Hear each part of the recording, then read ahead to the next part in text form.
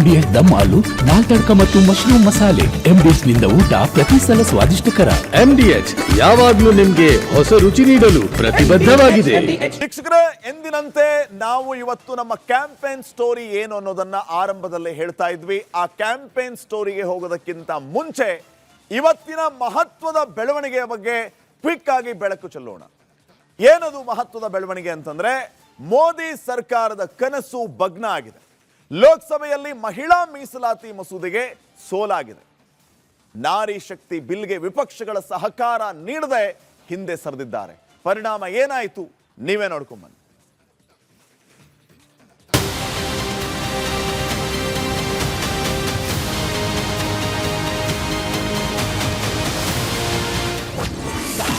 ಮೋದಿ ಸರ್ಕಾರದ ಮಹತ್ವಾಕಾಂಕ್ಷೆ ಬಿಲ್ಗೆ ಸೋಲು.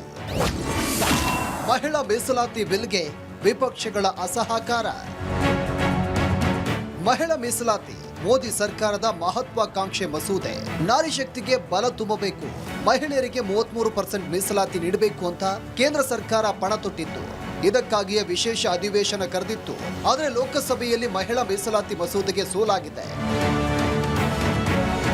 ಸುದೀರ್ಘ ಚರ್ಚೆ ಬಳಿಕ ಲೋಕಸಭೆಯಲ್ಲಿ ಇವತ್ತು ಮಹಿಳಾ ಮೀಸಲಾತಿ ಬಿಲ್ನ ಮತಕ್ಕೆ ಹಾಕಲಾಯಿತು. ಆದರೆ 48 ಮತಗಳಿಂದ ನಾರಿ ಶಕ್ತಿ ಬಿಲ್ಗೆ ಸೋಲಾಯಿತು. ಮೋದಿ ಕನಸು ಭಗ್ನ. ಲೋಕಸಭೆಯಲ್ಲಿ ಮಹಿಳಾ ಮೀಸಲಾತಿ ಬಿಲ್ ಅಂಗೀಕಾರಕ್ಕೆ 326 ಮತಗಳ ಅಗತ್ಯವಿತ್ತು.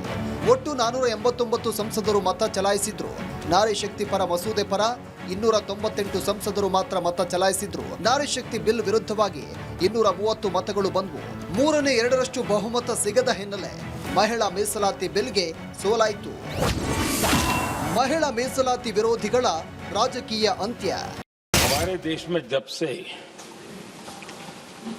विमेन रिजर्वेशन को लेकर के चर्चा हुई है और उसके बाद जब जब चुनाव आया है, हर चुनाव में महिलाओं को मिलने वाले इस अधिकार का जिसने विरोध किया है, जिसने विरोध किया है, देश की महिलाओं ने उन्हें माफ नहीं किया है. ಪ್ರಧಾನಿ ಮೋದಿಯವರ ಈ ಮಾತು ಕೇಳಿಸಿಕೊಂಡ್ರಿ ಅಲ್ವಾ? ನಿನ್ನೆ ಲೋಕಸಭೆಯಲ್ಲಿ ಕುಳಿತು ಆಡಿದ ಮಾತಿದು. ಮಹಿಳಾ ಮೀಸಲಾತಿ ವಿರೋಧಿಗಳ ರಾಜಕೀಯ ಅಂತ್ಯವಾಗುತ್ತೆ. ಈ ಮಸೂದೆಯ ಕ್ರೆಡಿಟ್ ಅನ್ನ ನೀವೇ ತೆಗೆದುಕೊಳ್ಳಿ ಅಂತ ಹೇಳಿದ್ರು. ಎಷ್ಟಾದ್ರೂ ನಾರಿ ಶಕ್ತಿ ಬಿಲ್ಗೆ ಸೋಲಾಗಿದ್ದು ಮಾತ್ರ ವಿಪರ್ಯಾಸ. Bureau report, Republic Kannada.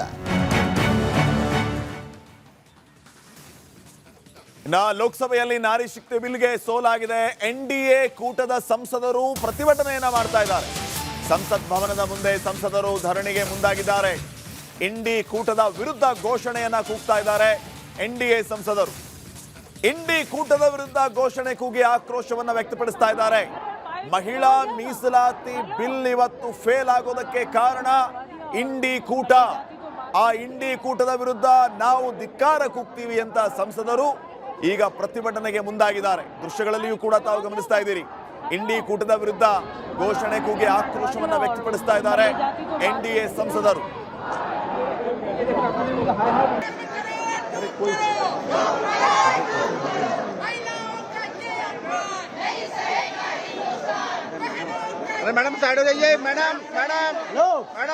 ಇನ್ನಷ್ಟು ಅಪ್ಡೇಟ್ಸ್ ಅನ್ನ ಕೊಡ್ತಾರೆ ಪ್ರತಿನಿಧಿ ಚಂದ್ರಶೇಖರ್. ಈಗ ನ್ಯೂಸ್ ಡೆಸ್ಕ್ ನಿಂದ ನೇರ ಸಂಪರ್ಕದಲ್ಲಿ ಜಾಯ್ನ್ ಆಗಿದ್ದಾರೆ. ಚಂದ್ರಶೇಖರ್, ಇವತ್ತು ಒಂದು ಐತಿಹಾಸಿಕ ದಿನ ಆಗಬೇಕಾಗಿತ್ತು. ಮಹಿಳಾ ಮೀಸಲಾತಿ ಮಸೂದೆ ಪಾಸ್ ಆಗಿ, ಆದರೆ ಅನ್ಫಾರ್ಚುನೇಟ್ಲಿ ಅಪೋಸಿಷನ್ ಪಾರ್ಟಿ ಅವರು ಇದನ್ನ ವಿರೋಧ ಮಾಡಿದ್ರು, ಬಿಲ್ ಬೀಳುವಂತೆ ನೋಡಿಕೊಂಡ್ರು. ಈಗ ಅದೇ NDA ಸಂಸದರು ವಿಪಕ್ಷದವರ ವಿರುದ್ಧ ಪ್ರತಿಭಟನೆಯನ್ನ ಮಾಡ್ತಾ ಇದ್ದಾರೆ. ನಿಮ್ಮಿಂದಾಗಿ ಮಹಿಳಾ ಮೀಸಲಾತಿ ಇವತ್ತು ಫೇಲ್ ಆಗಿದೆ ಅಂತ ಹೇಳಿ ಏನೆಲ್ಲ ನಡೀತಾ ಇದೆ ಡೆಲ್ಲಿಯಲ್ಲಿ ಸದ್ಯಕ್ಕೆ ಏನು ಅಪ್ಡೇಟ್ಸ್ ಕೊಡ್ತೀರಿ ಲೇಟೆಸ್ಟ್ ಆಗಿ? ಶ್ರೀಪತ್, ಖಂಡಿತವಾಗ್ಲೂ ಈಗಾಗಲೇ ವಿಶೇಷ ಅಧಿವೇಶನವನ್ನು ಕರೆದಿರ್ತಕ್ಕಂಥದ್ದು ಮಹಿಳೆಯರಿಗೆ 33% ಮೀಸಲಾತಿಯನ್ನು ಕೊಡಬೇಕು ಅನ್ನೋಂಥದ್ದು ವಿಚಾರವಾಗಿ. ವಿಧಾನಸಭೆ ಮತ್ತು ಲೋಕಸಭೆಯಲ್ಲಿ ಮಹಿಳೆಯರಿಗೆ 33% ಕೊಡುವಂಥ ವಿಚಾರದ ಜೊತೆಗೆ ಕ್ಷೇತ್ರ ಮರು ವಿಂಗಡಣೆ ವಿಚಾರವನ್ನು ಕೂಡ ಒಂದು ಬಿಲ್ನಲ್ಲಿ ತರಲಾಗಿತ್ತು. ಸೊ ಹೀಗಾಗಿ ಇದು ಭಾಳ ದೊಡ್ಡ ಆರಂಭದಿಂದಲೂ ಕೂಡ ಭಾಳಷ್ಟು ಗೊಂದಲ ಮತ್ತು ಕುತೂಹಲಕ್ಕೂ ಕೂಡ ಕಾರಣವಾಗಿತ್ತು. ಆದರೆ ಅಂತಿಮವಾಗಿ ಸುದೀರ್ಘ ಚರ್ಚೆಯ ಬಳಿಕ ಈ ಒಂದು ವೋಟ್ ಪ್ಯಾಟ್ರನ್ ಬಂದಂಥ ಸಂದರ್ಭದಲ್ಲಿ ಈ ಒಂದು ಬಿಲ್ ಬಿದ್ದಿದೆ. ಯಾಕಂತಂದರೆ 2/3 ಒಂದು ಬಹುಮತ ಇಲ್ಲದೆ ಇರೋ ಕಾರಣ ಈ ಒಂದು ಬಿಲ್ ಬಿದ್ದಿರ್ತಕ್ಕಂಥದ್ದು ಭಾಳ ಪ್ರಮುಖವಾಗಿ ಕಂಡು ಬರ್ತಾ ಇರ್ತಕ್ಕಂಥದ್ದು. ಮಹಿಳೆಯರಿಗೂ ಕೂಡ ಸಮಾನತೆ ಮತ್ತು ಶಕ್ತಿಯನ್ನು ತುಂಬುವಂಥ ನಿಟ್ಟಿನಲ್ಲಿ ಒಂದು ಭಾಳ ಪ್ರಯತ್ನವನ್ನು ಮಾಡಿದಂಥದ್ದು. ಆದರೆ 30 ವರ್ಷದ ಬಳಿಕ ಈ ಮತ್ತೆ ಮೀಸಲಾತಿಯನ್ನು ಕೊಡುವಂಥ ವಿಚಾರವನ್ನು ತಂದರೂ ಕೂಡ ಆ ಬಿಲ್ ಪಾಸ್ ಆಗಿಲ್ಲ. ಸೊ ಹೀಗಾಗಿ ಎಲ್ಲೊಂದು ಕಡೆ ಕಾಂಗ್ರೆಸ್ ನೇರವಾಗಿ ಮಹಿಳೆಯರ ವಿರೋಧವನ್ನು ಕಟ್ಕೊಳ್ತಾ ಅನ್ನುವಂಥದ್ದು ನೋಡೋದಾದರೆ BJP ತನ್ನ ಬುದ್ಧಿವಂತಿಕೆಯನ್ನು ಪ್ರದರ್ಶನ ಮಾಡ್ತಾ ಇರ್ತಕ್ಕಂಥದ್ದು. ಯಾಕಂತಂದರೆ ಒಂದೇ ಬಿಲ್ನಲ್ಲಿ ಒಂದು ಕಲ್ಲಿನಲ್ಲಿ 2 ಹಕ್ಕಿಯನ್ನು ಹೊಡಿತಾ ಅನ್ನುವಂಥದ್ದು. ಯಾಕಂತಂದರೆ ಒಂದೇ ಅಧಿವೇಶನದಲ್ಲಿ 2 ಬಿಲ್ಲನ್ನು ತರೋ ಮೂಲಕ ಒಂದು ಕಡೆ ನೇರವಾಗಿ ಮಹಿಳೆಯರನ್ನು ಏನು ಬಿಲ್ಲನ್ನು ಬೀಳಿಸೋ ಮೂಲಕ ಕಾಂಗ್ರೆಸ್ ಮಹಿಳೆಯರ ವಿರೋಧವನ್ನು ಕಟ್ಕೊಳ್ತು. ಸೊ ಹೀಗಾಗಿ ಮಹಿಳಾ ವಿರೋಧಿ ಕಾಂಗ್ರೆಸ್ ಅನ್ನುವಂಥ ಒಂದು ನೇರವಾದಂಥ ಹಣೆಪಟ್ಟಿಯನ್ನು ಕಟ್ಟಲಿಕ್ಕೆ BJP ಮುಂದಾಗಿರ್ತಕ್ಕಂಥದ್ದು. ಸೊ ಇದೇ ರೀತಿ ಮುಂದುವರೆದಿದ್ದಲ್ಲಿ ಸೊ ಮಹಿಳೆಯರಿಗೆ ಸ್ಥಾನವೇ ಇಲ್ಲ ಅನ್ನುವಂಥದ್ದು ಬಹಳ ಇರ್ತಕ್ಕಂಥ ವಿಚಾರ. ಸೊ ಹೀಗಾಗಿ ಬಿಲ್ಲನ್ನು ಯಾವಾಗ ಬೀಳಿಸಲಿ ಲೋಕಸಭೆಯಲ್ಲಿ BJP ಅಥವಾ NDA ಸಂಪೂರ್ಣವಾಗಿ ಪ್ರತಿಭಟನೆಯನ್ನು ನಡೆಸ್ತಾ ಇರ್ತಕ್ಕಂಥದ್ದು. ಸೊ ಹೀಗಾಗಿ ಈ ಪ್ರತಿಭಟನೆಯ ಒಂದು ಸ್ವರೂಪ ನಾಳಿನ ದಿನದಲ್ಲಿ ಯಾವೆಲ್ಲ ಸಂಘಟನೆಗಳು ಅಥವಾ ಪಕ್ಷಗಳು ಮುಂದಾಗುತ್ತೆ ಅನ್ನೋಂಥದ್ದು ಕೂಡ ಬಹಳ ಕುತೂಹಲ ಇರ್ತಕ್ಕಂಥದ್ದು. Shripad. Okay, thank you Chandrashekhar ಮಾಹಿತಿಗಾಗಿ. ವೀಕ್ಷಕರೇ, ಆರಂಭದಲ್ಲಿ 4 ದೃಶ್ಯಗಳನ್ನು ತೋರಿಸಿದ್ವಿ. ಆ ದೃಶ್ಯಗಳಿಗೆ ಕಾರಣ ಏನು ಅಂತ ನೀವು ನೋಡಿದ್ರಲ್ವಾ? ಕಾರಣ ಏನು ಅಂತ ಗೊತ್ತಾಯ್ತಲ್ವಾ? ಈಗ ನೀವು ಮಾಡಬೇಕಾಗಿರೋದೇನು? ರಿಪಬ್ಲಿಕ್ ಕನ್ನಡ ಧ್ಯೇಯವಾಕ್ಯ ನಿಮ್ಮ ಧ್ವನಿ.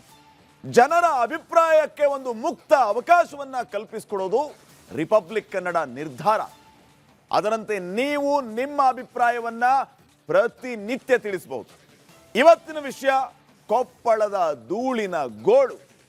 ಈ ಬಗ್ಗೆ ಅಭಿಪ್ರಾಯಕ್ಕೆ ನಮ್ಮ ದೂರವಾಣಿ ನಂಬರ್ಗೆ ಕರೆ ಮಾಡಿ ನೀವು ತಿಳಿಸಬಹುದಾಗಿದೆ. ಸ್ಕ್ರೀನ್ ಕೆಳಗಡೆ ನಂಬರ್ ಹೋಗ್ತಾ ಇದೆ, ನಂಬರ್ ನೋಟ್ ಮಾಡ್ಕೊಳ್ಳಿ, ಕಾಲ್ ಮಾಡಿ, ಮೆಸೇಜ್ ಮಾಡಿ. ಎಕ್ಸ್ ಖಾತೆಯಲ್ಲೂ ನಿಮ್ಮ ಅಭಿಪ್ರಾಯವನ್ನು ತಿಳಿಸ್ಕೊಳ್ಳಿ. ನಮ್ಮ ಈ ವಾಟ್ಸಪ್ ನಂಬರ್ಗೆ 2 ಲೈನ್ಗಳಲ್ಲಿ ನಿಮ್ಮ ಅಭಿಪ್ರಾಯವನ್ನ ಮೆಸೇಜ್ ಮಾಡಬಹುದು. ಎಕ್ಸ್ ನಲ್ಲೂ ನಿಮ್ಮ ಅಭಿಪ್ರಾಯವನ್ನ ಹಂಚ್ಕೋಬಹುದು. ತಡ ಮಾಡಬೇಡಿ. ಜನರಿಗೆ ಉದ್ಯೋಗ ನೀಡಬೇಕಾದ ಕಾರ್ಖಾನೆಗಳು ಕೊಪ್ಪಳದ ಜನರ ಜೀವವನ್ನು ಹಿಂಡ್ತಾ ಇವೆ. ಧೂಳಿನಿಂದ ಜನ ಕಂಗೆಟ್ಟಿದ್ದಾರೆ. ಇದಕ್ಕೆ ಯಾರು ಹೊಣೆ? ಸರ್ಕಾರ ಏನು ಮಾಡಬೇಕು? ನಿಮ್ಮ ಅಭಿಪ್ರಾಯವನ್ನ ತಪ್ಪದೆ ನಮ್ಮ ಜೊತೆಗೆ ಹಂಚಿಕೊಳ್ಳಿ. Your opinion counts.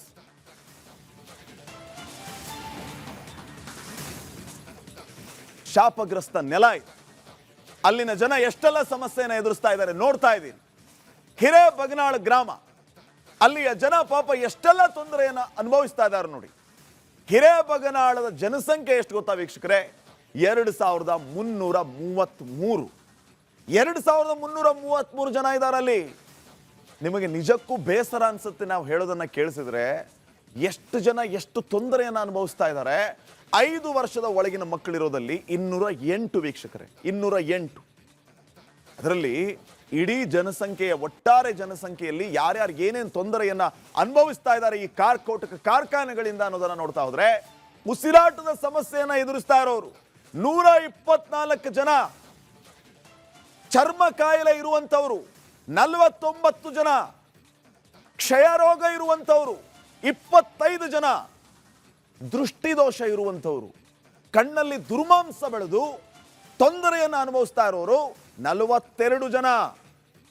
ಕ್ಯಾನ್ಸರ್ ಕೂಡ ಆಗಿದೆ ರೀ. ಕ್ಯಾನ್ಸರ್ ಬಾಧಿತರು 2 ಇದ್ದಾರೆ ಆ ಊರಲ್ಲಿ.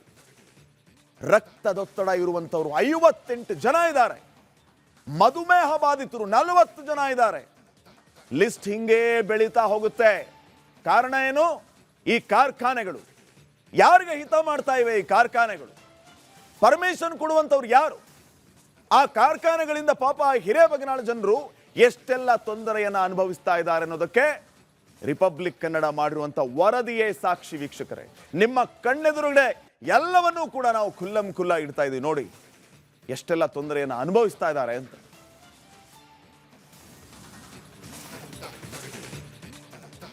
ಅಷ್ಟಕ್ಕೂ ಕೊಪ್ಪಳ ಜಿಲ್ಲೆಯಲ್ಲಿ ಜನರು ಇಷ್ಟೊಂದು ನರಕ ಯಾತನೆಯನ್ನ ಅನುಭವಿಸ್ತಾ ಇರೋದು ಯಾಕೆ? ಇಡೀ ರಾಜ್ಯದಲ್ಲಿ ಕಾರ್ಖಾನೆಗಳಿದೆ. ಇಡೀ ರಾಜ್ಯದಲ್ಲಿ ಕಾರ್ಖಾನೆಗಳಿದ್ರೂ ಕೂಡ ಕೇವಲ ಕೊಪ್ಪಳದ ಜಿಲ್ಲೆಯ ಹಿರೇಬಗನಾಳ ಗ್ರಾಮದಲ್ಲಿ ಯಾಕೆ ಈ ಸಮಸ್ಯೆ? ಕಾರ್ಖಾನೆಗಳು ಕಳ್ಳಾಟವನ್ನೇ ಬಯಲು ಮಾಡ್ತೀವಿ, ನೋಡ್ತಾ ಹೋಗಿ ಅಲ್ಲಿ ಏನೇನು ಸಮಸ್ಯೆ ಆಗ್ತಾ ಇದೆ, ಯಾಕೆ ಈ ರೀತಿಯ ತೊಂದರೆ ಆಗ್ತಾ ಇದೆ. ಕಾರ್ಖಾನೆಗಳು ಇಷ್ಟೊಂದು ಜನರಿಗೆ ಗಂಡಾಂತರವನ್ನ ಮಾಡ್ತಾ ಇರೋದಕ್ಕೆ ಏನ್ ರೀಸನ್? ನಾವು ದೃಶ್ಯಗಳ ಸಮೇತ ನಿಮಗೆ ಮಾಹಿತಿಯನ್ನು ನೀಡ್ತಾ ಇದ್ದೀವಿ. ಅಲ್ಲಿ ಜನರು ಯಾವ ರೀತಿಯ ತೊಂದರೆಯನ್ನು ಅನುಭವಿಸ್ತಾ ಇದ್ದಾರೆ, ಯಾವ ರೀತಿ ಸಮಸ್ಯೆ ಜನರಿಗೆ ಆಗ್ತಾ ಇದೆ. ಕಾರ್ಖಾನೆಗಳು ಜನರ ಹಿತವನ್ನ ಬಯಸ್ತಾ ಇಲ್ಲ. ಏನೆಲ್ಲ ತೊಂದರೆ ಆಗ್ತಾ ಇದೆ ಅನ್ನೋದನ್ನ ಇನ್ ಡೀಟೇಲ್ ಆಗಿ ನೋಡ್ತಾ ಹೋಗೋಣ.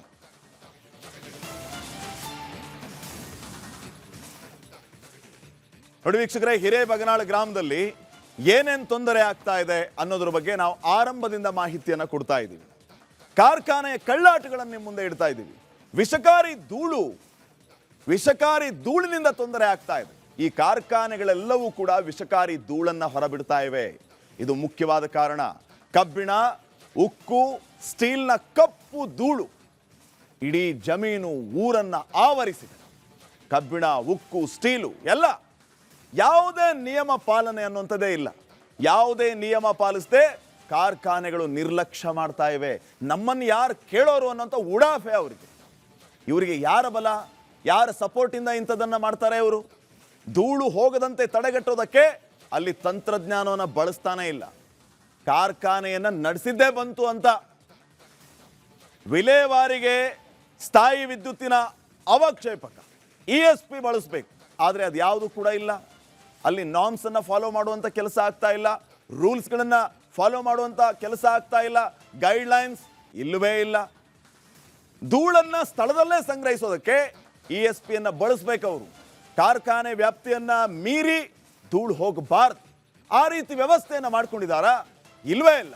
ಆ ರೀತಿ ವ್ಯವಸ್ಥೆ ಮಾಡ್ಕೊಂಡಿದ್ರೆ ಇವತ್ತು ಜನರ ಕಣ್ಣಲ್ಲಿ ದುರ್ಮಾಂಸ ಬೆಳೀತಿರ್ಲಿಲ್ಲ, ಮಗು ನೆಬಿಲೈಸರ್ ಹಾಕೋತಿರ್ಲಿಲ್ಲ, ಪಪ್ಪಾಯದ ಮೇಲೆ ಕಪ್ಪು ಧೂಳು ಕೂರ್ತಿರ್ಲಿಲ್ಲ, ಜಮೀನುಗಳು ಸಮಸ್ಯೆ ಆಗ್ತಿರ್ಲಿಲ್ಲ. ಇದನ್ನೆಲ್ಲ ಜನಪ್ರತಿನಿಧಿಗಳು ಗಮನಿಸಬೇಕಲ್ವಾ? ವಿದ್ಯುತ್ ಶುಲ್ಕ ಉಳಿಸೋದಕ್ಕೆ ಕಾರ್ಖಾನೆಗಳು ಕುತಂತ್ರ ಮಾಡ್ತಾ ಇವೆ ವೀಕ್ಷಕರೇ. ಕಾರ್ಖಾನೆಗಳ ಕುತಂತ್ರ ಇವೆ. ಯಂತ್ರಗಳ ನಿರ್ವಹಣಾ ವೆಚ್ಚ ಇಳಿಸೋದಕ್ಕೆ ವಾಮ ಮಾರ್ಗವನ್ನು ಬಳಸ್ತಾ ಇದ್ದಾರೆ. ಆ ವಾಮ ಮಾರ್ಗ ಜನರಿಗೆ ಭಾರಿ ತೊಂದರೆಯನ್ನು ಮಾಡ್ತಾ ಇದೆ. ಹಗಲು ಯಂತ್ರ ಆನ್ ಮಾಡಿ ರಾತ್ರಿ ಆಫ್ ಮಾಡುವಂತ ಆರೋಪವೂ ಕೂಡ ಈ ಕಾರ್ಖಾನೆಗಳ ವಿರುದ್ಧ ಕೇಳಿ ಬರ್ತಾ ಇದೆ. ಇದರಿಂದ ಕಾರ್ಖಾನೆಗಳ ಸುತ್ತ ಈ ಕಪ್ಪು ಧೂಳು ಹರಡ್ತಾ ಇದೆ. ಈ ಕಪ್ಪು ಧೂಳಿನಿಂದ ಏನೆಲ್ಲ ತೊಂದರೆ ಆಗ್ತಾ ಇದೆ ವಿತ್ ವಿಜುವಲ್ಸ್ ಎವಿಡೆನ್ಸ್ ನಾವು ನಿಮ್ಮ ಮುಂದೆ ಇಡ್ತಾ ಇದ್ದೀವಿ. ಯಾರ ಬಲದಿಂದ, ಯಾರ ಶಾಮಿಲ್ನಿಂದ ಇವರು ಇಂಥ ಕೆಲಸ ಮಾಡ್ತಾರೆ? ಕಾರ್ಖಾನೆ ಮಾಲೀಕರು ಯಾರ ಜೊತೆ ಸೇರ್ಕೊಂಡಿದ್ದಾರೆ ಅಥವಾ ಕಾರ್ಖಾನೆ ಮಾಲೀಕರ ಜೊತೆಗೆ ಯಾರು ಸೇರ್ಕೊಂಡಿದ್ದಾರೆ? ಇದೆಲ್ಲವೂ ಕೂಡ ಆಚೆ ಬರಬೇಕಲ್ವಾ? ಅಲ್ಲಿನ ಜನರ ಸಮಸ್ಯೆಗೆ ನಾವು ಧ್ವನಿಯಾಗಿದ್ದೀವಿ ವೀಕ್ಷಕರೇ. ಸೊ ನಮ್ಮ ಅಭಿಯಾನಕ್ಕೆ ಈಗ ಸರ್ಕಾರದಿಂದ ಪ್ರತಿಕ್ರಿಯೆ ಸಿಗ್ತಾ ಇದೆ. ಕೊಪ್ಪಳ ಜಿಲ್ಲಾ ಉಸ್ತುವಾರಿ ಸಚಿವ ತಂಗಡಿಗೆ ಅವರು ಮಾತಾಡಿದ್ದಾರೆ. ಕ್ರಮದ ಭರವಸೆಯನ್ನು ನೀಡಿದ್ದಾರೆ. ಅವ್ರು ಏನು ಹೇಳಿದ್ದಾರೆ ನೋಡ್ಕೊಂಬನ್ನಿ.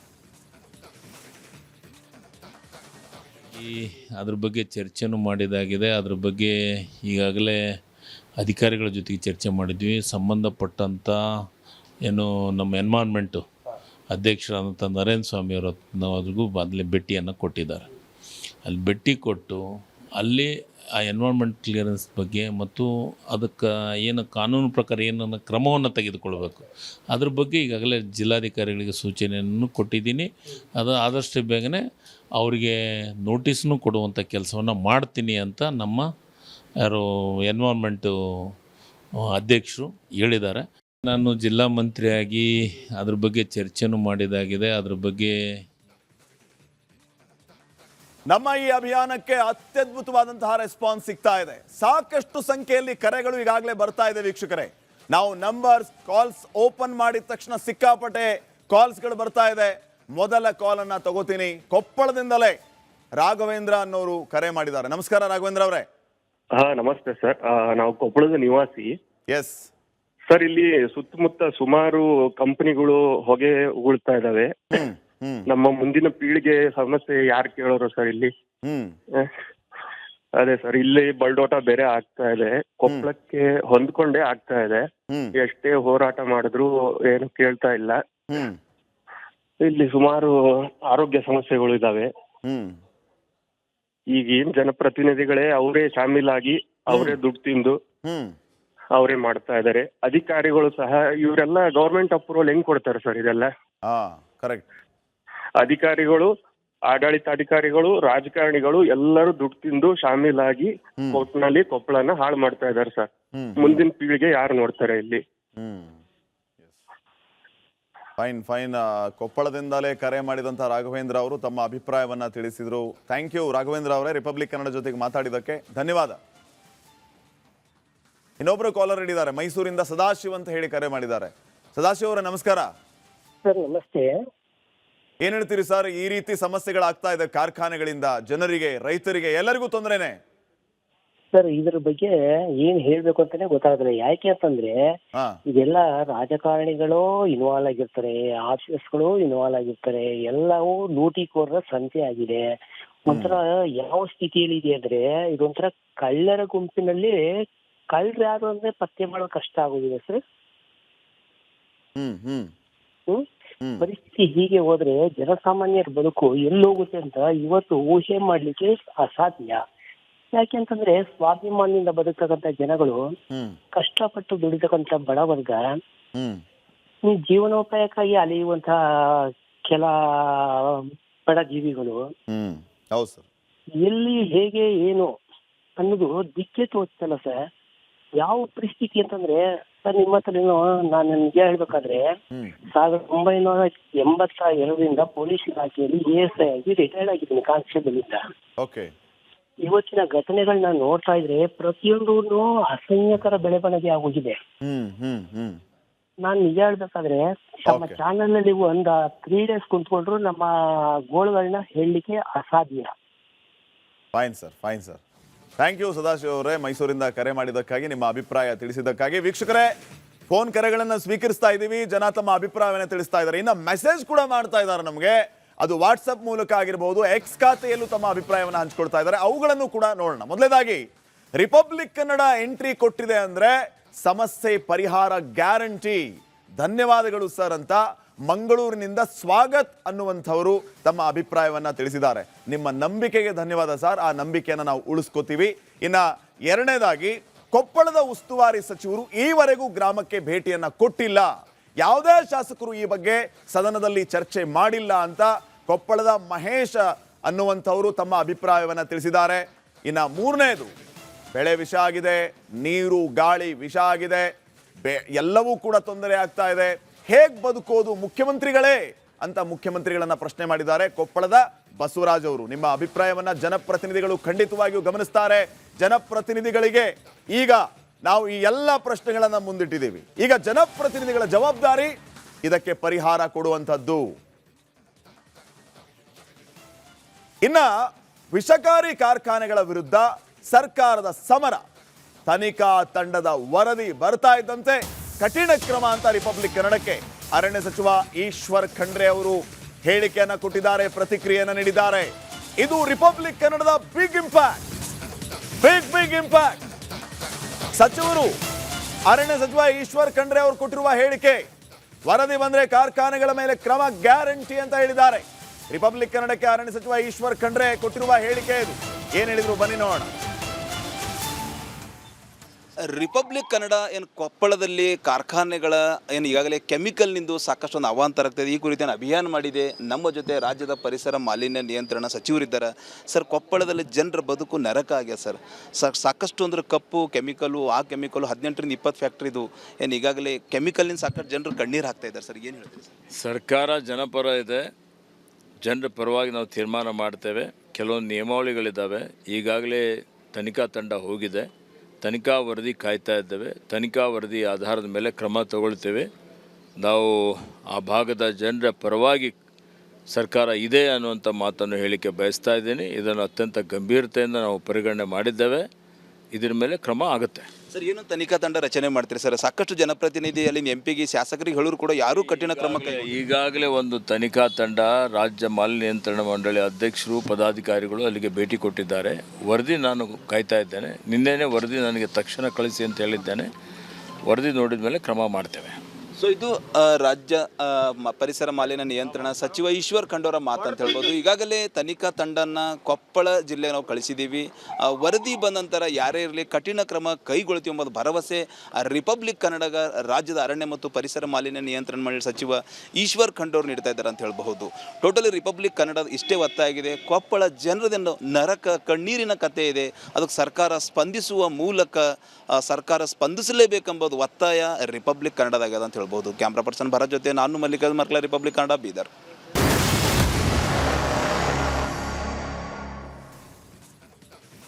ವಿರಾಮದ ನಂತರ ಮತ್ತೆ ಸ್ವಾಗತ. ಕಾಂಗ್ರೆಸ್ ಶಾಸಕ ವಿನಯ್ ಕುಲಕರ್ಣಿ ಸೇರಿದಂತೆ 16 ಆರೋಪಿಗಳಿಗೆ ಇವತ್ತು ಜೀವಾವಧಿ ಶಿಕ್ಷೆ ಪ್ರಕಟ ಆಗಿದೆ. ಯೋಗೇಶ್ ಗೌಡ ಕೊಲೆ ಕೇಸ್ಗೆ ಸಂಬಂಧಪಟ್ಟಂತೆ ಈ ಬಗ್ಗೆ ಒಂದು ವರದಿ ಇದೆ, ಬನ್ನಿ ನೋಡೋಣ.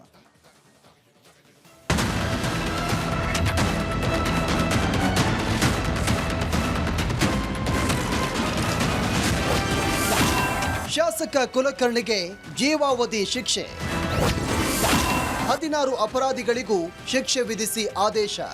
ಧಾರವಾಡ ಜಿಲ್ಲಾ ಪಂಚಾಯತ್ ಸದಸ್ಯ ಯೋಗೇಶ್ ಗೌಡ ಹತ್ಯೆ ಕೇಸ್ನ ತೀರ್ಪು ಪ್ರಕಟವಾಗಿದೆ. ಧಾರವಾಡ ಗ್ರಾಮೀಣ ಕ್ಷೇತ್ರದ ಕಾಂಗ್ರೆಸ್ನ ಶಾಸಕ ವಿನಯ್ ಕುಲಕರ್ಣಿ ಸೇರಿದಂತೆ 16 ಅಪರಾಧಿಗಳಿಗೆ ಜೀವಾವಧಿ ಶಿಕ್ಷೆ ವಿಧಿಸಿ ಬೆಂಗಳೂರಿನ ಜನಪ್ರತಿನಿಧಿಗಳ ನ್ಯಾಯಾಲಯ ಆದೇಶ ನೀಡಿದೆ. ಏಪ್ರಿಲ್ 15ರಂದು ದೋಷಿ ಅಂತ ಕೋರ್ಟ್ ದೃಢಪಡಿಸಿತ್ತು. ಇದೀಗ ಇನ್ಸ್ಪೆಕ್ಟರ್ ಚನ್ನಕೇಶವ ಟಿಂಗರಿಕರ್ ಬಿಟ್ಟು 16 ಅಪರಾಧಿಗಳಿಗೆ ಜೀವಾವಧಿ ಶಿಕ್ಷೆ ನೀಡಿ ಆದೇಶಿಸಿದೆ. ಇನ್ನು ಇನ್ಸ್ಪೆಕ್ಟರ್ ಚನ್ನಕೇಶವ ಟಿಂಗರಿಕರ್ಗೆ 7 ವರ್ಷ ಜೈಲು, 30,000 ರೂಪಾಯಿ ದಂಡ ವಿಧಿಸಿದೆ. ಅಲ್ಲದೆ ಕೊಲೆಯಾದ ಯೋಗೇಶ್ ಗೌಡ ಕುಟುಂಬಕ್ಕೆ 16 ಲಕ್ಷ ರೂಪಾಯಿ ಪರಿಹಾರ ನೀಡುವಂತೆ ಕೋರ್ಟ್ ಸೂಚನೆ ಕೊಟ್ಟಿದೆ. ಇನ್ನು ಯಾರ್ಯಾರಿಗೆ ಜೀವಾವಧಿ ಶಿಕ್ಷೆ ಅಂತ ನೋಡೋದಾದ್ರೆ, ಕೊಲೆಗಡುಕರಿಗೆ ಶಾಸ್ತಿ A2 Vikram, A3 Keerthi Kumar, A4 Sandeep, A5 Vinayak, A6 Mahabaleshwara alias Muduka, A7 Santosh, A8 Dinesh, A9 Ashwath, A10 Sunil, A11 Nazeer Ahmed, A12 Shahnawaz, A13 Nutan, A14 Harshit, A15 Vinay Kulkarni, A16 Chandru ಮಾಮ, A18 ವಿಕಾಸ್ ಕುಲಕರ್ಣಿ, A19 ಚನ್ನಕೇಶವ, 7 ವರ್ಷ ಜೈಲು. ಇತ್ತ ಕೋರ್ಟ್ ಜೀವಾವಧಿ ಶಿಕ್ಷೆ ಪ್ರಕಟಿಸ್ತಾ ಇದ್ದಂತೆ ಕೋರ್ಟ್ ಹಾಲ್ನಲ್ಲೇ ವಿನಯ್ ಕುಲಕರ್ಣಿ ಬಿಕ್ಕಿ ಬಿಕ್ಕಿ ಹತ್ತಿದ್ದಾರೆ. ಇನ್ನು 3 ದಿನದಿಂದ ಕುಲಕರ್ಣಿ ಒಂದೇ ಬಟ್ಟೆಯಲ್ಲಿದ್ದು ಬಟ್ಟೆ ಬದಲಾವಣೆಗೆ ವಕೀಲರು ಮನವಿ ಮಾಡಿದ್ದಾರೆ. ಜೈಲ್ ಮ್ಯಾನ್ಯುವಲ್ ಪ್ರಕಾರ ಅವಕಾಶ ನೀಡಿ ಅಂತ ಕೋರ್ಟ್ ಸೂಚನೆ ಕೊಟ್ಟಿದೆ. ಶಾಸಕ ಸ್ಥಾನದಿಂದ ಕುಲಕರ್ಣಿ ಅನರ್ಹ. ವಿನಯ್ ಕುಲಕರ್ಣಿಗೆ ಜೀವಾವಧಿ ಶಿಕ್ಷೆ ಪ್ರಕಟವಾಗ್ತಾ ಇದ್ದಂತೆ ಶಾಸಕ ಸ್ಥಾನಕ್ಕೆ ಅನರ್ಹವಾಗುವುದು ಕನ್ಫರ್ಮ್ ಆಗಿದೆ. 2 ವರ್ಷಕ್ಕಿಂತ ಹೆಚ್ಚು ಶಿಕ್ಷೆಯಾದ ಹಿನ್ನೆಲೆ ಜನಪ್ರತಿನಿಧಿಗಳ ಕಾಯ್ದೆಯಡಿ ಅನರ್ಹವಾಗಲಿದ್ದಾರೆ. ಸ್ಪೀಕರ್ ಕಚೇರಿಯಿಂದ ಅಧಿಕೃತ ಮಾಹಿತಿಯೊಂದೇ ಬಾಕಿ ಇದೆ. ಇತ್ತ ಶಿಕ್ಷೆ ಪ್ರಕಟವಾಗ್ತಾ ಇದ್ದಂತೆ ಯೋಗೇಶ್ ಗೌಡ ಕುಟುಂಬಸ್ಥರು ಸತ್ಯಕ್ಕೆ ಜಯ ಸಿಕ್ಕಿದೆ ಅಂತಿದ್ದಾರೆ. ಮಾಡಿದ್ದಕ್ಕಂತೂ ಪ್ರತಿಫಲ ಸಿಕ್ಕೇ ಸರ್, ಆದ್ರೆ ನನ್ನ ಗಂಡನ ಆಸೆ ಪೂರ ಆಗಿಲ್ಲ. ನನ್ನ ಗಂಡನ ಆಸೆ ಯಾವಾಗ ಪೂರ ಆಗ್ತೈತಿ ಅವಾಗ ಇದಕ್ಕೆ ಪ್ರತಿಫಲ ಸಿಗ್ತೈತೆ ಅಂತೇಳಿ ನಾ ಭಾವಿಸ್ತೇನೆ. ಖುಷಿ ಪಟ್ಟೇವ್ರಿ. ನಮಗೆ ಇದು ಯಾವಾಗೂ ಹೋಗ್ಬೇಕಾಗಿತ್ತು, ಆದರೆ ತಡ ಆಗಿದ್ದಕ್ಕೆ ನಮ್ಗೆ ಈಗ ಸಿಕ್ಕೈತಿ ನ್ಯಾಯ. ನಮ್ಗೆ ಕಾನೂನು ನಮ್ಗೊಂದೇನೋ ಒಂದು ಖುಷಿ ವಿಷಯ ಹೇಳಿದ್ದಕ್ಕೆ ನಮ್ಗೆ ಅಗದಿ ಖುಷಿ ಆಗೈತಿ. ಬಟ್ ನಮ್ಮ ತಮ್ಮ ಅವಾಗೆಲ್ಲ ನಮ್ಮ ತಮ್ಮಗೆ ವಿನಯ್ ಕುಲಕರ್ಣಿ ಆಗಾಗ ಭಾಳ ತೊಂದರೆ ಕೊಟ್ಕೊಂತ ಇದು ಮಾಡಿದ್ದ. ನಮ್ಮ ತಮ್ಮ JP ಇಲೆಕ್ಷನ್ ಟೈಮ್ದಾಗ ನೀನು ಹೊರಗಿದ್ದು ಆರಿಸಿ ಬರ್ತಾನೆ ಬಾ ಅಂತೇಳಿ ನಮ್ಮ ತಮ್ಮನ ಅರೆಸ್ಟ್ ಮಾಡಿ ಒಳಗೆ ಹಾಕ್ಸಿದ್ರು. ನಮ್ಮ ತಮ್ಮ ಚಾಲೆಂಜ್ ಮಾಡಿ ಒಳಗಿದ್ರು ನಮ್ಮ ತಮ್ಮ ಇಲೆಕ್ಷನ್ದಾಗ ಆರಿಸಿ ಬಂದ. ಇನ್ನು ಅಪರಾಧಿಗಳಿಗೆ ಹೈಕೋರ್ಟ್ ಮೆಟ್ಟಿಲೇರುವ ಆಯ್ಕೆಗಳಿವೆ. ಸದ್ಯ ಯೋಗೇಶ್ ಕುಟುಂಬಸ್ಥರಿಗೆ ನ್ಯಾಯ ಸಿಕ್ಕಂತಾಗಿದೆ. Bureau report, Republic Kannada. ಶಾಸಕ ವಿನಯ್ ಕುಲಕರ್ಣಿಗೆ ಜೀವಾವಧಿ ಶಿಕ್ಷೆ ಪ್ರಕಟ ಆಗಿದೆ.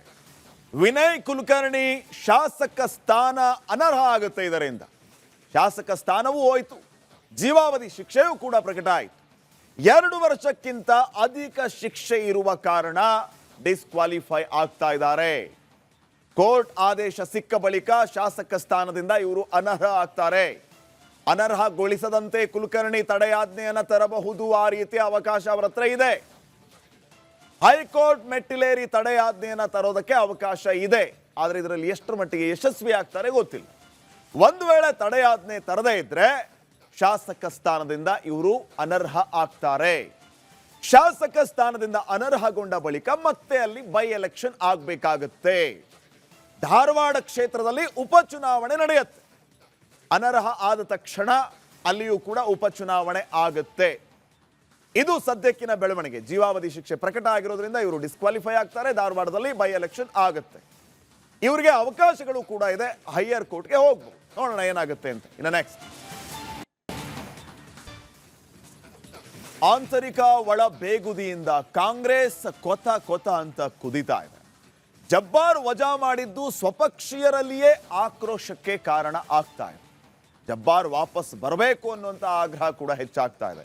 ಏನ್ ನಡೀತಾ ಇದೆ ಕಾಂಗ್ರೆಸ್ನಲ್ಲಿ ದಾವಣಗೆರೆ ಉಪಚುನಾವಣೆ ಆದ್ಮೇಲೆ ಈ ವರದಿ ನೋಡಿ.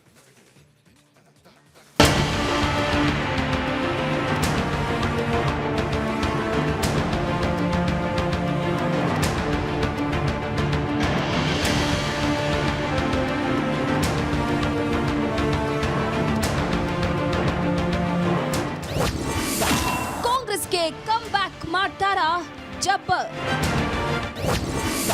ಕಾಂಗ್ರೆಸ್ ವಿರುದ್ಧವೇ ಸ್ವಪಕ್ಷೀಯ ನಾಯಕರು ಗರಂ. ಪಕ್ಷ ವಿರೋಧಿ ಚಟುವಟಿಕೆ ಮಾಡಿದ್ದಾರೆ ಅಂತ ಕಾಂಗ್ರೆಸ್ ಎಂಎಲ್ಸಿ ಅಬ್ದುಲ್ ಜಬ್ಬರ್ ರನ್ನ ಪಕ್ಷದ ಪ್ರಾಥಮಿಕ ಸದಸ್ಯತ್ವ ಸ್ಥಾನದಿಂದಲೇ ಅಮಾನತು ಮಾಡಲಾಗಿದೆ. ಇದು ಮುಸ್ಲಿಂ ನಾಯಕರ ಕೆಂಗಣ್ಣಿಗೆ ಗುರಿಯಾಗಿದ್ದಲ್ಲದೆ ಸ್ವಪಕ್ಷೀಯರೇ ಸಿಡಿದೇಳುವಂತೆ ಮಾಡಿದೆ.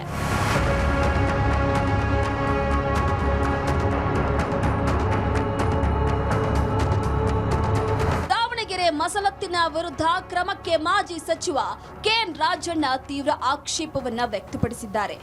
ಅಂದು ಬಿವೈ ರಾಘವೇಂದ್ರಗೆ ಮತ ನೀಡುವಂತೆ ಶಿವಮೊಗ್ಗದಲ್ಲಿ ಶಾಮನೂರು ಕರೆ ನೀಡಿದ್ರು. ಆಗ ಯಾಕೆ ಅವರ ವಿರುದ್ಧ ಕ್ರಮ ಕೈಗೊಳ್ಳಲಿಲ್ಲ ಅಂತ ಪ್ರಶ್ನಿಸಿದ್ದಾರೆ. ಶಿವಶಂಕರಪ್ಪನವರು ದಿವಂಗತರಾಗಿದ್ದಾರೆ, ಅವ್ರ ಬಗ್ಗೆ ನಾವು ಯಾವುದೇ ರೀತಿಯ ಕಾಮೆಂಟ್ಸ್ ಮಾಡಬಾರ್ದು, ಗೊತ್ತಾಯ್ತಾ? ಆದರೂ ಕೂಡ ಶಿವಮೊಗ್ಗ ಎಲೆಕ್ಷನ್ಗೆ ಹೋಗಿ ಅವರು ರಾಘವೇಂದ್ರನಿಗೆ ಮತ ಹಾಕಿ ಅಂತೇಳಿ ಭಾಷಣ ಮಾಡಿಬಿಟ್ರು. ಅವಾಗೇನು ಕ್ರಮನೇ ಆಗಲಿಲ್ಲ. Is it not amounts to indiscipline? ಮತ್ತು ಅವಾಗ ಇವರೇ ಎಲ್ಲರೂ ಇದ್ರಲ್ಲ, ಏನು ಮಾಡ್ತಿದ್ರು ಇವರೆಲ್ಲ? ಅವ್ರಿಗೆ ಅಟ್ಲೀಸ್ಟ್ ಒಂದು ಮೌಖಿಕವಾಗಿ ಹೇಳೋವರೆಗೂ ಮುಗಿಸ್ಬಿಡ್ರಿ, ಮೌಖಿಕವಾಗಾದರೂ ಕೂಡ ಅವ್ರಿಗೊಂದು ಎಚ್ಚರಿಕೆ ಕೊಡಬೇಕಲ್ಲ, ಏನೋ ಕೊಟ್ಟಿದ್ರ? ಈಗ ಅವ್ರದ್ದು ಘೋಷಣೆ ಆಗೋದಕ್ಕಿಂತ ಮುಂಚೆನೇ ಹೋಗಿ ನಾಮಪತ್ರ ಸಲ್ಲಿಸ್ತಕ್ಕಂಥದ್ದು, ಪಕ್ಷದಲ್ಲಿ ಶಾಸಕರಾಗಿದ್ದುಕೊಂಡು ಇನ್ನೊಂದು ಪಕ್ಷಕ್ಕೆ ವೋಟ್ ಹಾಕಿ ಅಂತೇಳಿ ಬಹಿರಂಗವಾಗಿ ಹೇಳ್ತಕ್ಕಂಥದ್ದು, ಇವೆಲ್ಲವೂ ಕೂಡ ಪಕ್ಷಕ್ಕೆ ಇಂಡಿಸಿಪ್ಲಿನ್ ಇದೆ ಪಕ್ಷದಲ್ಲಿ ಇರ್ತಕ್ಕಂಥದ್ದನ್ನ ತೋರಿಸಿ. ಇತ್ತ ಡಿಸಿಎಂ ಡಿಕೆ ಶಿವಕುಮಾರ್ ಭೇಟಿಯ ಬಳಿಕ ಮಾತನಾಡಿದ ಸತೀಶ್ ಜಾರಕಿಹೊಳಿ ಅಬ್ದುಲ್ ಜಬ್ಬರ್ ರನ್ನ ಪಕ್ಷಕ್ಕೆ ಮರಳಿ ಕರೆತರ್ತೀವಿ ಅಂತ ಹೇಳಿದ್ದಾರೆ. ಅಮಾನತು ಅದ್ರ ಬಗ್ಗೆ ಚರ್ಚೆ ಆಗಿದೆ. ಅವ್ರಿಗೆ ಅಧ್ಯಕ್ಷಗಳಿದ್ದೀವಿ, ಮತ್ತೆ ಅವ್ರನ್ನ ವಾಪಸ್ ತಗೋಬೇಕು, ನಮ್ಮ ಪಾರ್ಟಿ ಸಪೋರ್ಟ್ ಇಲ್ಲ ಅವ್ರ ತಿಳಿದೀನಿ. ಅವ್ರು ನೋಟಿಸ್ ಕೂಡ ನಾವು ರಿಪ್ಲೈ ಬರಲಿ, ಬಂದ್ಮೇಲೆ ವರಿಷ್ಠ ಜೊತೆ ಮಾತಾಡಿ ಸರಿ ಮಾಡೋಣ ಅಂತ ಹೇಳಿದ್ದಾರೆ. ಕಾಂಗ್ರೆಸ್ನಲ್ಲಿ ಮುಸ್ಲಿಂ ನಾಯಕರನ್ನ ತುಳಿಯುವ ಕೆಲಸ ನಡೀತಾ ಇದೆ ಎನ್ನಲಾಗ್ತಾ ಇದ್ದು, ಈ ಬಗ್ಗೆ ಸಚಿವ ಜಮೀರ್ ಪ್ರತಿಕ್ರಿಯಿಸಿದ್ದಾರೆ. ಯಾವತ್ತೂ ಇಲ್ಲ. ನಜೀರ್ ಅವರ ವಿಚಾರದಲ್ಲಿ ಪೊಲಿಟಿಕಲ್ ಸೆಕ್ರೆಟರಿಯಿಂದ ಕೈ ಬಿಟ್ಟಿದ್ದು. ನಜೀರ್ ಅವ್ರ ವಿಚಾರದಲ್ಲಿ ನನಗೂ ಒಂಚೂರು ಆಗಿರೋದು, ಅವ್ರ ಮೋಸ್ಟ್ ಸೀನಿಯರ್ ಅವ್ರು, ತಮಗೆಲ್ಲ ಗೊತ್ತಿದ್ದಂಗೆ ಇವತ್ತು ಅಲ್ಪಸಂಖ್ಯಾತರಲ್ಲಿ ಮೋಸ್ಟ್ ಯಾರನ್ನ ಸೀನಿಯರ್ ಲೀಡರ್ ಇದೆ ಅದು ನಸೀರ್ ಅಹಮದ್ ಅವರು. ಎಲ್ಲೋರು ಆಗಿರೋ ನನಗೂ ನೋವು ತಂದಿದೆ, ಆಗ್ಬಾರ್ದಾಗಿತ್ತು ಅವ್ರ ಜೊತೆ ಅಂತ, ಇಷ್ಟು ಬೇಗ ನಿರ್ಧಾರನ ತಗೊಂಡ್ಬಾರ್ದಂತ ನನಗಿದೆ. ಅದ್ರ ಜೊತೆಯಲ್ಲಿ ಏನಾಗಿದೆ, ಮಾನ್ಯ ಮುಖ್ಯಮಂತ್ರಿ ಅವ್ರು ಏನ್ ಹೇಳ್ತಾರೆ, CM ಪೊಲಿಟಿಕಲ್ ಸೆಕ್ರೆಟರಿ ನಾನು ಹೇಳಿದ್ಮೇಲೆ ಅವ್ರು ಹೋಗ್ಲಿಲ್ಲ ದಾವಣಗೆರೆ, HL ಇಂದ ವಾಪರ್ ಬಂದಿದೆ ಅಂತ ಮಾನ್ಯ ಮುಖ್ಯಮಂತ್ರಿಗಳು ಹೇಳ್ತಾರೆ. ಅದೇನಾಗಿದ್ರು ಇದಾಗಬಾರ್ದಾಗಿತ್ತು ಅಂತ ನನ್ನ ಭಾವನೆ. ಇದೇ ವೇಳೆ ಶಾಸಕ ಬಾಲಕೃಷ್ಣ ಕೆಎನ್ ರಾಜಣ್ಣ ಸತೀಶ್ ಜಾರಕಿಹೊಳಿಯನ್ನ ಭೇಟಿಯಾಗಿದ್ದೆ, ಅದರ ಜೊತೆಗೆ ಚರ್ಚಿಸಿದ್ದಾರೆ. ನಂತರ ಬಳಿಕ ಮಾತನಾಡಿದ HC ಬಾಲಕೃಷ್ಣ ಜಮೀರ್ ಅಹಮದ್ ಪಕ್ಷ ವಿರೋಧಿ ಕೆಲಸ ಮಾಡಲಿಕ್ಕಿಲ್ಲ ಅಂತ ಹೇಳಿದ್ದಾರೆ. ನಾನು ಅನ್ಕೊಂಡಿದ್ದೀನಿ ಜಮೀರ್ ಅಣ್ಣ ಏನು ತಪ್ಪು ಮಾಡಿಲ್ಲ ಅಂತ ಅನ್ಕೊಂಡಿದ್ದೀನಿ. ನಾನು ಜಮೀರ್ ಅಣ್ಣ ಏನು ತಪ್ಪು ಮಾಡ್ತಕ್ಕಂಥ ವ್ಯಕ್ತಿ ಅಲ್ಲ. ಅವನು ಸ್ವಲ್ಪ ಎಮೋಷನಲ್ ಆಗಿ ಮಾತಾಡ್ತಾನೆ, ಅಷ್ಟು ಬಿಟ್ಟರೆ ಪಕ್ಷಕ್ಕೆ ಹಾನಿ ಆಗ್ತಕ್ಕಂಥ ವಿಚಾರಗಳೆಲ್ಲೂ ಕೂಡ ಅವ್ನು ಚರ್ಚೆ ಮಾಡಿಲ್ಲ ಅಂತ ಅಂದ್ಕೊಂಡಿದ್ದೀನಿ ನಾನು. ಅದು ನನಗೆ ಗೊತ್ತಿಲ್ಲ, ಸರಿಯಾಗಿ ವಿಚಾರ ಗೊತ್ತಿಲ್ಲ. ಆದರೆ ಇದು ಜಾಸ್ತಿ ವಿಕೋಪಕ್ಕೆ ಹೋಗದೇ ಇರತಕ್ಕಂಥ ರೀತಿಯಲ್ಲಿ ಇದನ್ನು ಇಲ್ಲಿಗೆ ಮೊಟಕು ಮಾಡಬೇಕು ಅಂತೇಳಿ ನಾನು ಹೈಕಮಾಂಡಲ್ಲಿ. ಆತುರದಲ್ಲಿ ಜಬ್ಬರ್ ವಜಾ ಮಾಡಿದ್ದು ಪಕ್ಷದಲ್ಲಿ ಆಂತರಿಕ ಜ್ವಾಲೆ ಸ್ಫೋಟಗೊಳ್ಳೋದಕ್ಕೆ ಕಾರಣವಾಗಿದೆ. ಜಬ್ಬರ್ ಮತ್ತೆ ಪಕ್ಷಕ್ಕೆ ಸೇರ್ಪಡೆಗೊಳ್ಳುವಂತೆ ಕಾಂಗ್ರೆಸ್ ನಾಯಕರೇ ಆಗ್ರಹಿಸಿದ್ದಾರೆ. ಹಾಗಾದ್ರೆ ಉಚ್ಚಾಟಿತ ಜಬ್ಬರ್ ಮತ್ತೆ ಕಾಂಗ್ರೆಸ್ಗೆ ಕಮ್ ಬ್ಯಾಕ್ ಮಾಡ್ತಾರಾ ಅನ್ನೋದೇ ಸದ್ಯದ ಪ್ರಶ್ನೆ. Bureau report, Republic Kannada. Siddaramaiah ಅವರು ವೀಕ್ ಆಗ್ಬಿಟ್ರ ಅನ್ನುವಂತಹ ಪ್ರಶ್ನೆ ಮೂಡ್ತಾ ಇದೆ. ಇದನ್ನ ಸ್ವತಃ ಸ್ವಪಕ್ಷದವ್ರು ಹೇಳ್ತಾ ಇರೋದು, ವಿಪಕ್ಷದವರಲ್ಲ. ಪದೇ ಪದೇ ಸಿಎಂ ಬಳಗದ ನಾಯಕರ ಮೇಲೆ ಅಸ್ತ್ರಗಳು ಹೂಡಿಕೆ ಆಗ್ತಾ ಇದೆ. ಸಿಎಂ ರಾಜಕೀಯ ಕಾರ್ಯದರ್ಶಿ ಗೋವಿಂದ ರಾಜು ವಜಾ ಆದ್ರು. ಯಾಕೆ? RCBಯ ಕಾಲ್ತುಳಿತ ಕೇಸ್ನಲ್ಲಿ MLC ಗೋವಿಂದ ರಾಜು ಅವರನ್ನ ವಜಾ ಮಾಡಲಾಯಿತು. ಇದಾದ ಬಳಿಕ ಸಿಎಂ ಆಪ್ತ ಮಾಜಿ ಸಚಿವ ರಾಜಣ್ಣ ಅವರು ತಲೆದಂಡ ಆಯಿತು. ವಾಲ್ಮೀಕಿ ನಿಗಮ ಹಗರಣದಲ್ಲಿ B ನಾಗೇಂದ್ರ ಅವರ ರಾಜೀನಾಮೆಯನ್ನು ತಗೊಳ್ಳಾಯಿತು. ಪಕ್ಷದ ಪ್ರಾಥಮಿಕ ಸದಸ್ಯತ್ವದಿಂದ ಜಬ್ಬಾರನ್ನ ಸಸ್ಪೆಂಡ್ ಮಾಡಲಾಯಿತು. ಸಿಎಂ ರಾಜಕೀಯ ಕಾರ್ಯದರ್ಶಿ ಹುದ್ದೆಯಿಂದ ನಸೀರ್ ಕೂಡ ವಜಾ ಆದರು. ಇದೀಗ ಜಮೀರ್ ಸರದಿ. ಜಮೀರ್ ಅಹಮದ್ ತಲೆದಂಡಕ್ಕೆ ಆಂತರಿಕ ಒತ್ತಡಗಳು ಹೆಚ್ಚಾಗ್ತಾ ಇದೆ. ಆಪ್ತರ ತಲೆದಂಡದಿಂದಾಗಿ ಸಿದ್ದರಾಮಯ್ಯ ಅವರು ವೀಕ್ ಆಗ್ಬಿಟ್ರ ಅನ್ನುವಂತಹ ಪ್ರಶ್ನೆ ಈಗ ಮೂಡ್ತಾ ಇದೆ. ನೋಡೋಣ ತಮ್ಮ ಆಪ್ತರ ರಕ್ಷಣೆಗೆ ಸಿದ್ದರಾಮಯ್ಯ ಅವರು ಹೇಗೆ ಮುಂದಾಗ್ತಾರೆ ಅಂತ. ಇನ್ನು ನೆಕ್ಸ್ಟ್ ಇದರ ನಡುವೆ ಇನ್ನೊಂದು ಬೆಳವಣಿಗೆ ಆಗ್ತಾ ಇದೆ ವೀಕ್ಷಕರೇ. ಅಹಿಂದ ನಾಯಕ ಆಗೋದಕ್ಕೆ ಸತೀಶ್ ಜಾರಕಿಹೊಳಿ ಅವರು ಎಲ್ಲ ರೀತಿಯ ಪ್ರಯತ್ನಗಳನ್ನ ಮಾಡ್ತಾ ಇದ್ದಾರಾ ಅಂತ.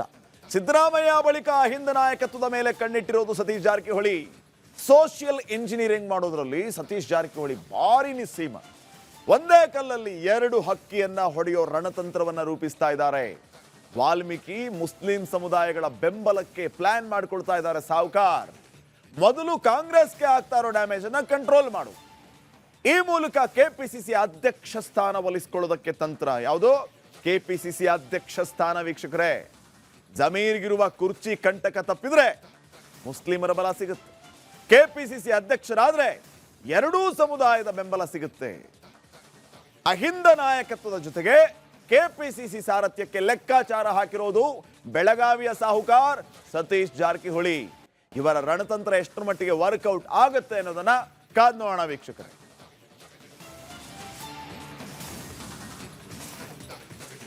ಇದಾಗಿತ್ತು ಇವತ್ತಿನ ನಿಮ್ಮ ಧ್ವನಿ ಪ್ರೈಮ್ ನ್ಯೂಸ್. ನೋಡ್ತಾ ಇರಿ ರಿಪಬ್ಲಿಕ್ ಕನ್ನಡ, ಇದು ನಿಮ್ಮ ಧ್ವನಿ. ನಮಸ್ಕಾರ.